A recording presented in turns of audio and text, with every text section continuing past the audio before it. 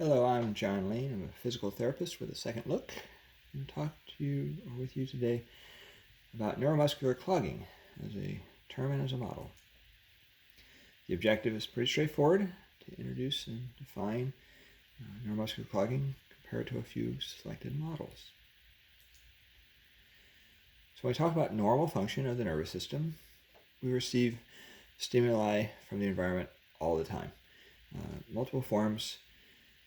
These messages come in, they are processed up the spinal column or up to the spinal column and may be reflexive, or sent all the way up to the brain for processing. In turn, a motor message is sent back down to the intended muscles, with a portion of that message going to the spinal stabilizers so they can contract before the actual events happen at arms or legs. The movement that is in kind is at the intensity met to match the action. Like if you're trying to lift a 20-pound object, you don't give 10 pounds of force or 50 pounds of force, you give 20 pounds of force. So normal performance is a blend of conscious and subconscious action. You can have sensation of exertion or tension when you're lifting something heavy or carrying something, but it doesn't cause pain. You just feel work.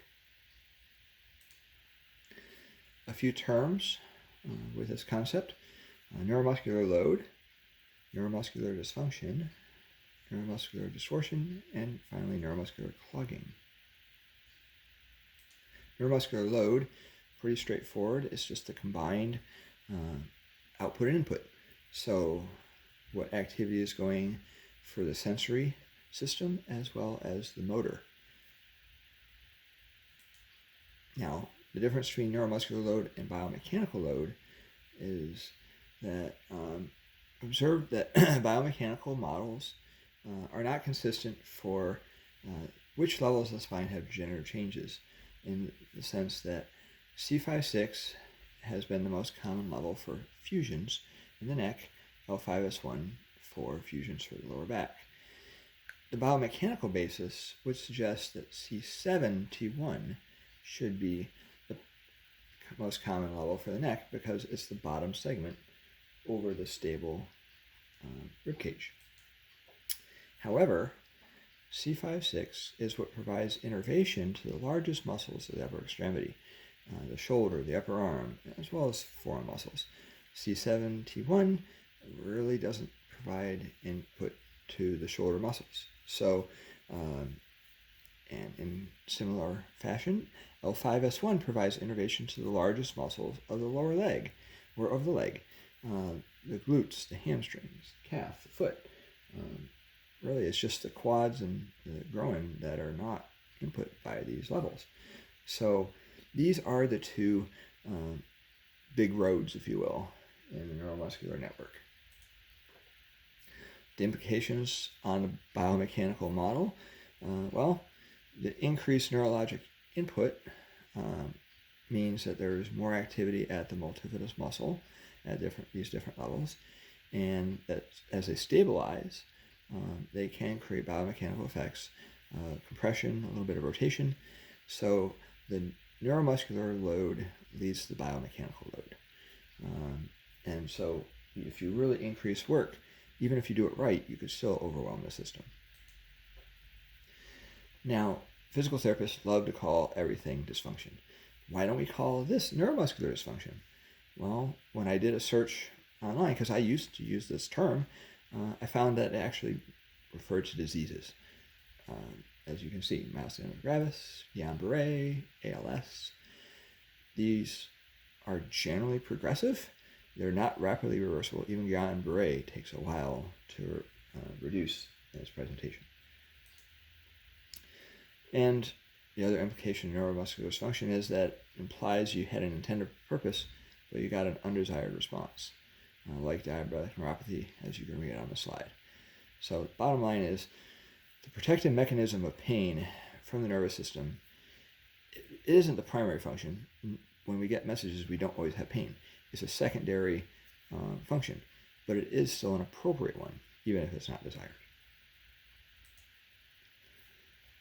So neuromuscular distortion is that kind of slice of scenarios where you have an alteration of sensory input, but you don't have a change in strength.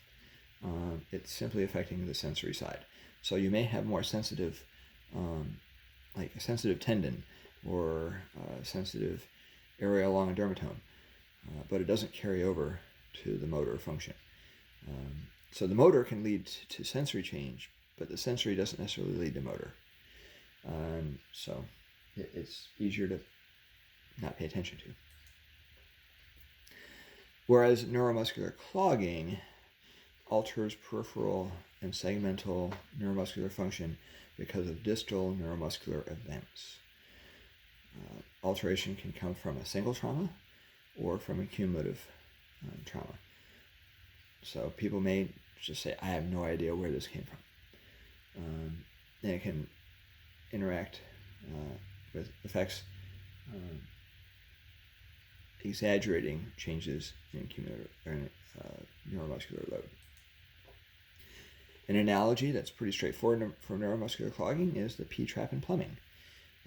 The P-trap has multiple functions. Its primary one is actually a vacuum seal, but people think about it mostly for catching the debris that goes into the first part of the drainage.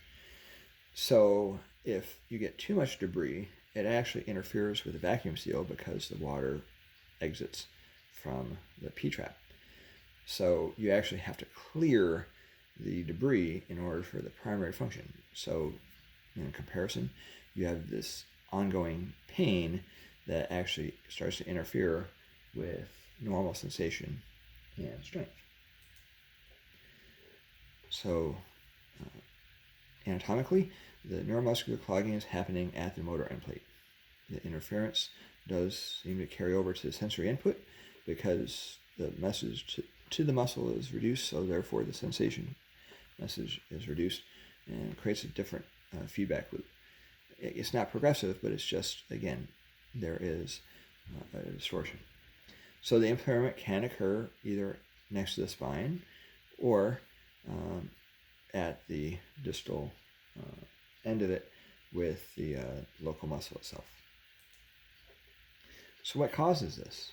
Well, it can happen from rapid changes in tension. It can come from rapid compression. So quick changes where, if you want to say, the normal input wasn't sufficient.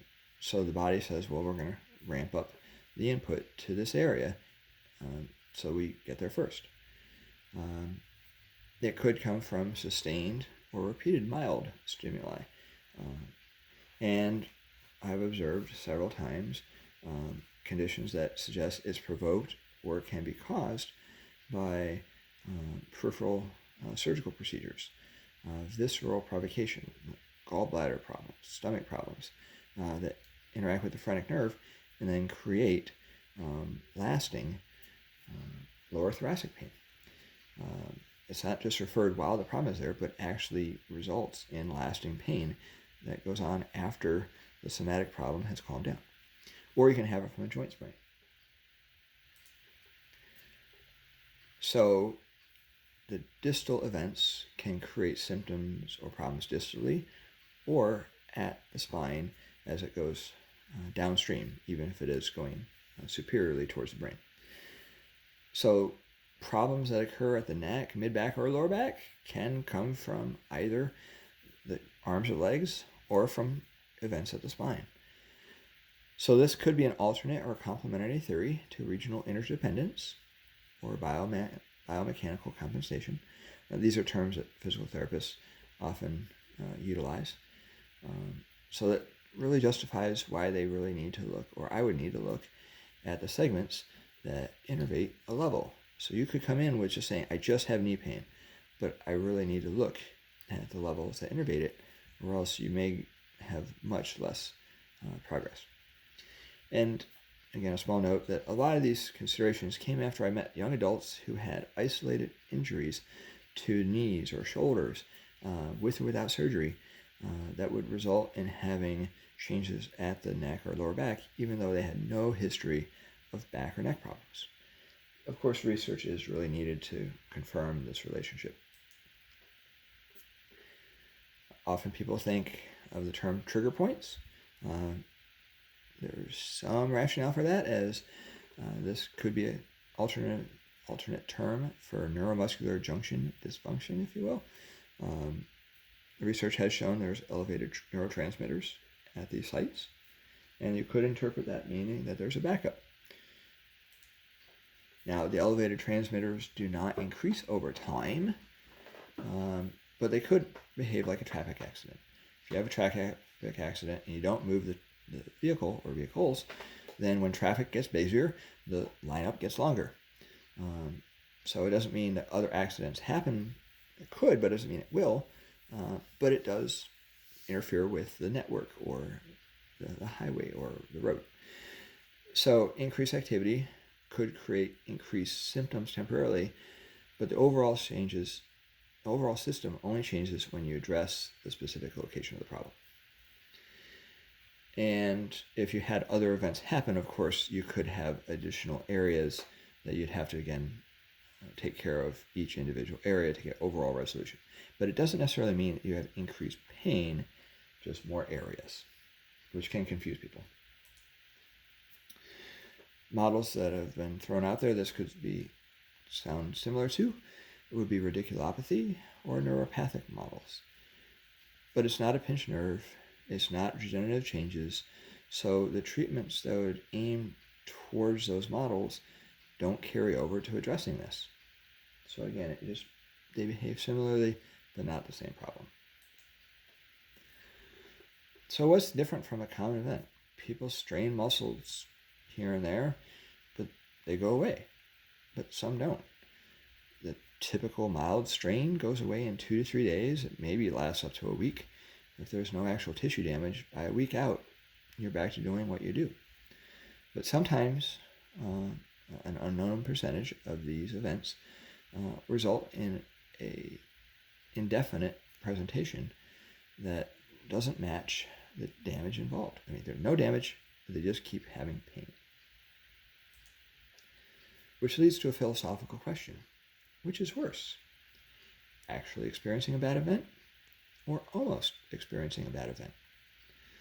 Think like you slip, but you don't quite fall on ice. You didn't have the actual event, but you still walk very slowly and with a lot of concern because you're thinking, I could fall. So in that context, which musculoskeletal events induce healing? Vice versa. What musculoskeletal events do not induce healing? So my philosophical answer is almost. Because when you almost succeed, you keep trying. When you almost fail or almost fall, you either focus, pay attention, or you get nervous because you're thinking the bad things are gonna happen. So when you almost damage a joint or muscle, your body gets nervous. You anticipate the next insult. It might be that our feeling or imagination is actually worse than what could have happened if you just actually had the event. So if you're interested in learning more, continue with the neuromuscular clogging model, the second video, talking about how you treat this. Here are my references for both videos.